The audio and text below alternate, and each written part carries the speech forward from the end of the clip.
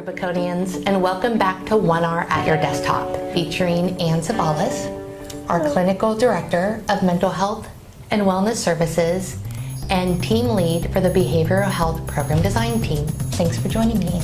Thanks, Kimmy.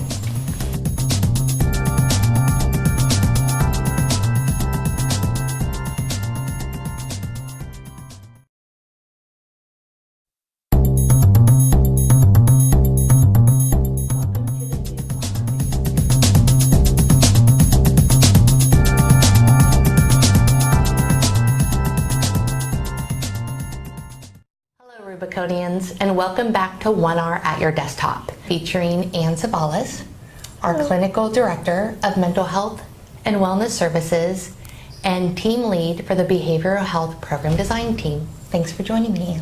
Thanks, Kimmy. What's the biggest thrill and challenge of being a team lead? That's a good question. I think it's exciting to be part of a process for change and improving programs. Working with someone to get a job, or kind of feeling like we're almost just checking the boxes off and sending someone on their way isn't as far as we need to go. So I find it really exciting to look at the whole person and figuring out how we can best serve them and support them in long-term change. I think the challenge of being a team lead is working with some really fantastic team members who are very good at their jobs and also very busy in their jobs. So balancing the need for deadlines and a lot of dedicated work in the 1R process, and also supporting them in doing their work in their day jobs, and balancing all of that. That's a really important point about your team members. Can you remind us who is on your team?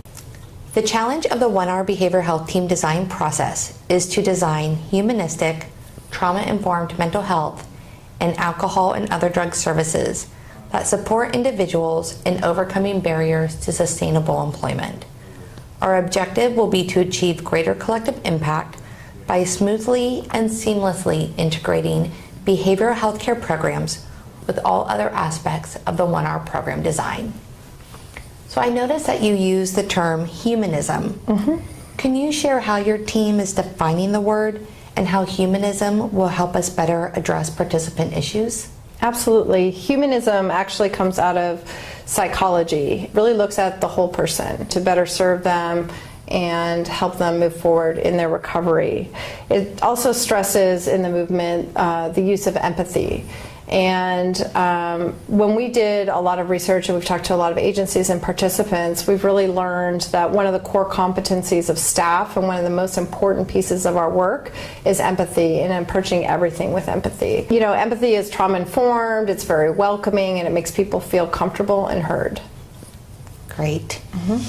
So the research phase is all about discovering practical ways to address humanism. So the next phase in this design process is prototyping. What are you most excited about learning in the prototype phase? I'm interested to find out how it all fits together. So I think that, we are working on what we think looks really good. I'm interested to see how we can put this together with the other teams and truly create multidisciplinary teams working together and collaboratively.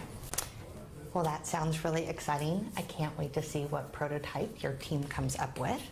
And thank you so much for joining me today, Ann. You're welcome. Well, thank you for tuning in to this episode of 1R at Your Desktop.